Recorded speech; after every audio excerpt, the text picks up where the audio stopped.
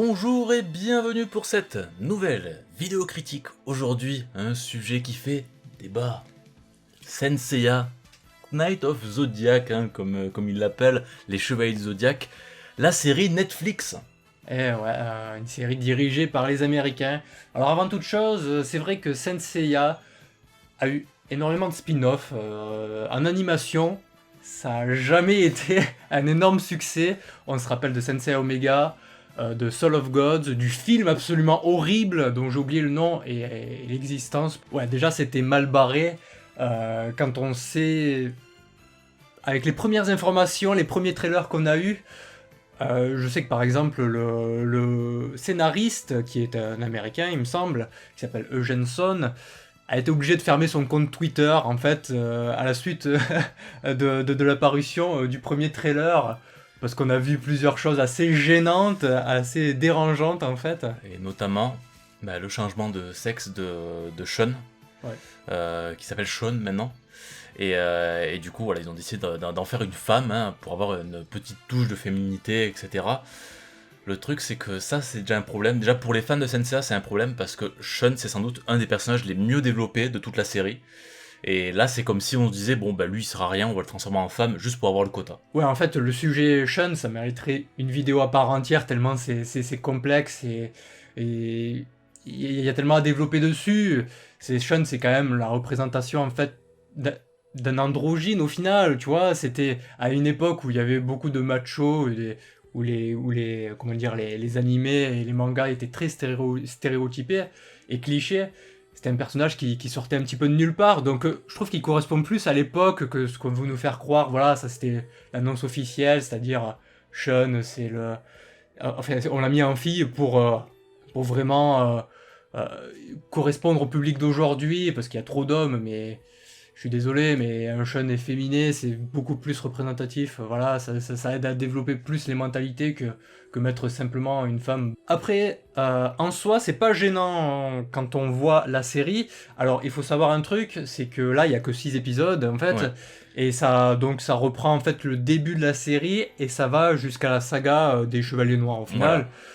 Même si on verra qu'il y a beaucoup de différences avec l'œuvre originale. Ouais, d'ailleurs, c'est très très étrange, parce que il y a des passages qui sont adaptés quasiment à la lettre, qui sont bien adaptés. C'est extrêmement fidèle, notamment les passés des chevaliers. Voilà, les passés des chevaliers sont assez fidèles, et des passages, ils ont décidé de mettre des hélicoptères et l'armée américaine. Alors on va juste quand même faire un rapide topo de l'histoire. Donc Mitsumasa Kido qui trouve Athéna comme d'habitude, sauf qu'il est accompagné de son ami qui s'appelle Vandergrad, voilà, qui sort de nulle part. Et donc Mitsumasa Kido, lui, va emprunter la voie des chevaliers, donc il va suivre leurs ordres, tout ça, élever Athéna, créer l'association des chevaliers, je sais pas comment ça s'appelle, voilà, dans cet animé-là. Par contre, Vandergrad, lui, va pas croire à ça du tout. Il va lutter contre, il va lever une armée et créer des chevaliers artificiels, donc les chevaliers noirs qui vont lutter contre les chevaliers normaux. Voilà, ça n'a aucun sens. Alors déjà, dès le début de la série, on voit Seiya petit avec sa sœur, c'est Seika, je crois, la sœur de Seiya. Du coup, on sait que dans l'animé de base, ou le manga, Seiya, il cherche sa sœur, donc là, on voit comment elle se fait enlever. Et d'ailleurs, ils se font sauver au début, il y a Alyuya qui vient les sauver, donc le chevalier d'or du lion. D'ailleurs, ça paraît bizarre, parce qu'il est déjà adulte, alors que je crois qu'il est assez jeune, normalement, dans le manga. Ouais, les chevaliers d'or, ils ont genre 16-18 ans, hein, pas plus. Hein. Et donc, bon, évidemment, Alyuya, grâce à son armure d'or, résiste aux balles. C'est un bouclier. Parce qu'ils se font attaquer, en fait. Ils se font attaquer de manière random. Ils veulent enlever... Par des hélicoptères. Ouais. Ils veulent enlever... je sais plus si leur but c'est Seiya à la base, mais voilà, donc ils enlèvent Seika. Et du coup, voilà, Seiya, toujours dans le remords, il devient... Elle est marrante, cette scène, parce que il dévie les balles, voilà, il monte, c'est un chevalier d'or, il est tout brillant, il est invincible, et puis il y a une balle qui passe quand même et qui touche Seika. En fait, il est pas si fort que ça au final. Après, Seiya grandit, il fait du skate, il traîne avec des racailles, d'ailleurs les racailles qui l'embêtent un petit peu.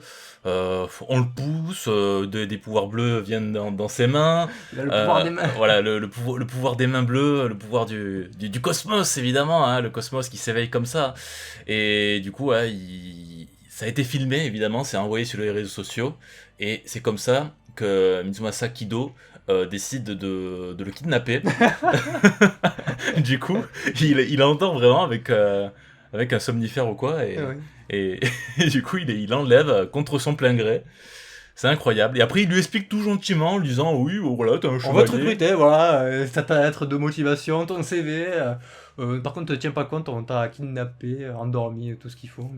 Après, l'histoire, on va pas la développer en entière. Voilà, il faut le tournoi, les batailles contre Shiryu, tout ça. Alors, c'est amené de façon très édulcorée, même si par exemple, Shiryu meurt, comme dans l'animé. Ouais. Quoi.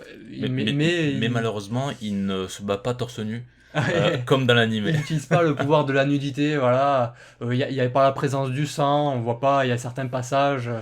Il y a quelque chose de très bizarre d'ailleurs, c'est quelque chose qui m'a perturbé tout le long de la série, c'est qu'à aucun moment dans la série, ils portent leur casque, alors que dans l'opening ou dans les catch, on voit qu'ils ont des casques. Après, le tournoi reste le même, à un moment, ils vont dehors pour combattre l'armée, à noter aussi la présence d'une bouche d'égout qui parle, d'une espèce d'IA qui fait des blagues à Seiya. Voilà, tout le long de la série, en fait, il y a cette espèce d'humour américain qui a rien à voir avec la série, Mais qui correspond pas du tout à l'ambiance, à l'univers de Kuromada, qui est un truc dramatique, poétique en même temps. Voilà, ce type d'humour, il a absolument rien à faire ici. Hein. C'est des trucs, des vannes de gamins de 5 ans, quoi, au final. Parfois, surtout que ça s'attarde beaucoup trop longtemps. Tu parles du passage de la bouche d'égout, ça dure vraiment longtemps. Pour rien. C'est vraiment pour rien. Alors, c'est vrai que ça a été beaucoup décrié, ce style très américanisé. Maintenant, la 3D, je la trouve pas si dégueulasse. On va dire que pour des figurines en plastique, franchement, les modèles sont assez réussis. Ouais, parce qu'il y en a qui sont assez durs, je trouve, en disant oui, on dirait des cinématiques de jeux PS2. Non, quand même pas. Quand même, ça va. En fait, moi, le seul truc vraiment qui me gêne, c'est ce côté plastique, genre Ouais. surtout les cheveux, en fait. Ouais, les cheveux, en fait, c'est incroyable parce que c'est tout détaillé et tout, mais ça bouge pas. En fait, on dirait qu'ils ont des perruques en plastoc, ça brille. Et ouais, ça bouge très peu, c'est assez choquant. Et on a vraiment cet aspect que c'est en fait juste des petites figurines en plastique qui bougent. Et voilà, après l'animation, c'est très exagéré, un petit peu comme dans les séries américaines ou les films, comme ça, les trucs Pixar et tout, où c'est forcément pas un défaut, voilà, mais c'est très exagéré, c'est très cartoonesque au final. Et on adhère ou on n'adhère pas, voilà, c'est pas tout à fait le problème, mais encore une fois, par rapport à Senseiya, est-ce que c'est vraiment le bon truc à adapter, à adopter pour la série? Je sais pas. Alors, par contre, le design des personnages, je le trouve vraiment bon. Ouais. Le design est très très bon. Donc, il est assuré par. Le character design est assuré par Nishi Terumi, du coup, qui est une character design assez connue dans le milieu de l'animation, notamment elle a participé à la partie 4 de Jojo. Elle était character design sur la partie 4 de Jojo. Elle a fait plein d'autres character design. Elle est très fan de la série Senseiya. D'ailleurs, elle a un compte Twitter. Elle fait plein de dessins de la série. D'ailleurs, on l'a pas précisé, mais la série est dirigée par des Américaines, mais produite par la Toei Animation. Voilà. Donc ils ont des studios 3D, voilà, ils font ça, c'est fait par des Japonais quand même. Et d'ailleurs, pour en finir avec Nishi Terumi, sur son Twitter, justement, à l'annonce, quand on a vu le premier trailer, elle avait dit ses commentaires par rapport à Sean. Parce que Sean, c'était son personnage préféré. Et elle a dit que quand on lui a annoncé que ça devait être une fille, elle était assez choquée. Alors les musiques sont composées par Yoshihiro Ike, donc qui est le compositeur du film, justement, le film d'animation. Donc ils ont pas pris le compositeur des musiques de Senseiya Omega, etc. Donc à savoir si Masque de Mort va faire une comédie musicale. On n'est pas encore là. Ce compositeur, donc Yoshihiro Ike, qui avait fait les musiques de Dororo, le dernier animé de Dororo. Donc ça va. Franchement, c'est un bon compositeur, mais là, pour le coup, j'ai eu aucune musique qui m'a marqué. D'ailleurs, en parlant c'est trop court, hein, 6 épisodes, c'est quand même assez court pour s'imprégner de l'histoire et de l'aspect technique. Et d'ailleurs, au niveau des openings et des endings, c'est en anglais.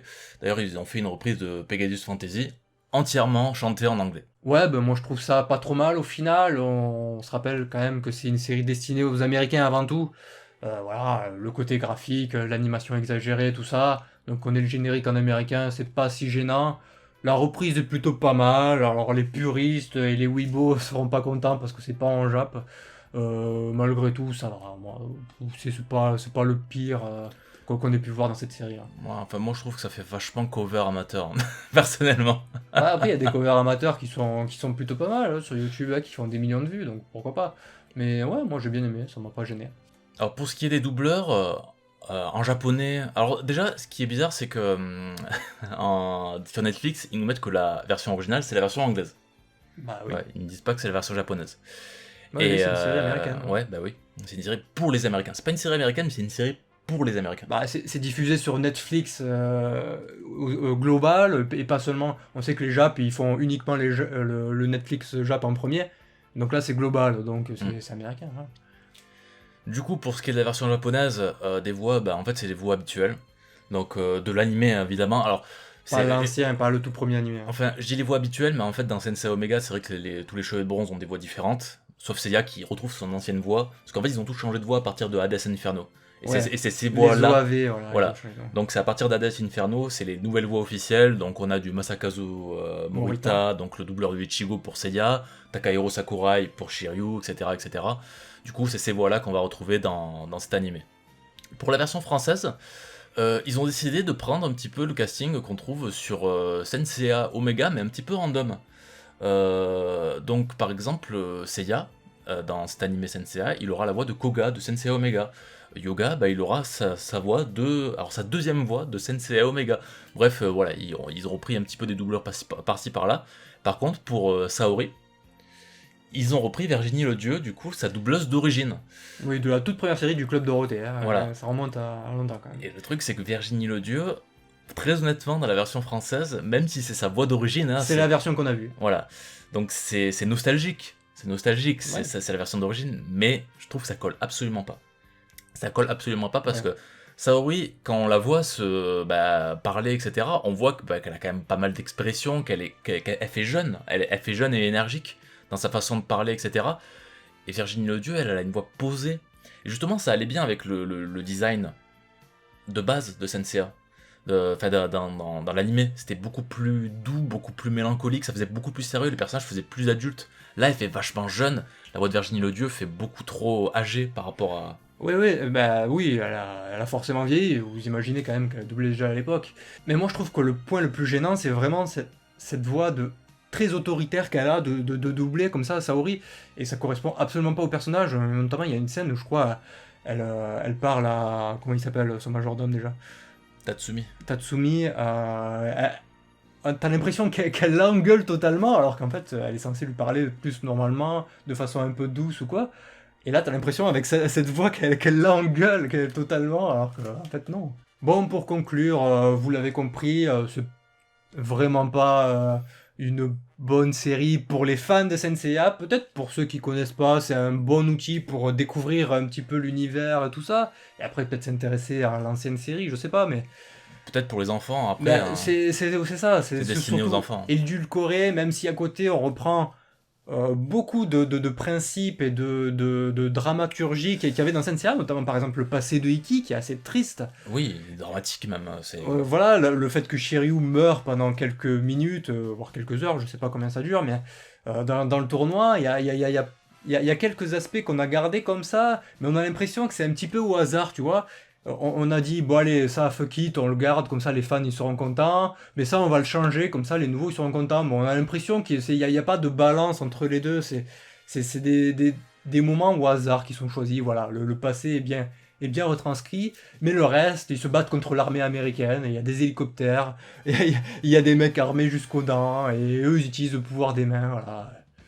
Bon, que dire de plus ? Bref, au final, comme prévu, en fait, pas de grande surprise, c'était une série très moyenne, donc on verra les autres épisodes. De toute façon, nous, on est fans de Senseiya, donc même ce qu'il y a de pire dans Senseiya, on l'a regardé. C'est ça, c'est la curiosité presque morbide, c'est un petit peu comme Dragon Ball Super.